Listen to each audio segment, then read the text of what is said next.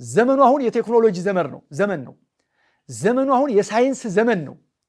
በሳይንስ ዘመን የሚያስፈልገው ሳይንሳዊ አገላለጽ ሙዕጂዛ ነው፣ ቁርአን ነው። مثلا ብንወስድ በሙሳ ጊዜ የነበሩ ሰዎች ሲሕር የሚበዛበት አካባቢ ጊዜ ነበር።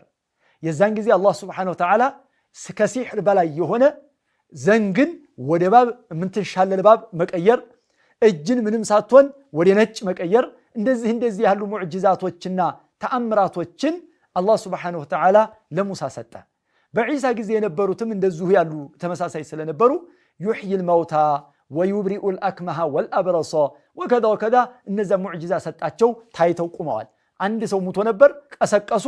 ከዛ በኋላ ያ ሰው አንድ ሰው ብቻ ነው ወይም ሁለት ሰው ብቻ ነው ወይም ሶስት ሰው ብቻ ነው ወይም 100 ሰው ነው።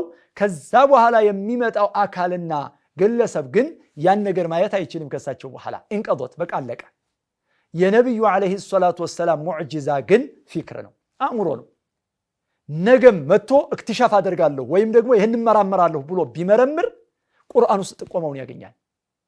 የትኛውንም አቅጣጫ ይመራመር ቁርአን ውስጥ አቅጣጫውን ያገኛል። ኢንሆ ኢላ ወህዩን ዩሃ።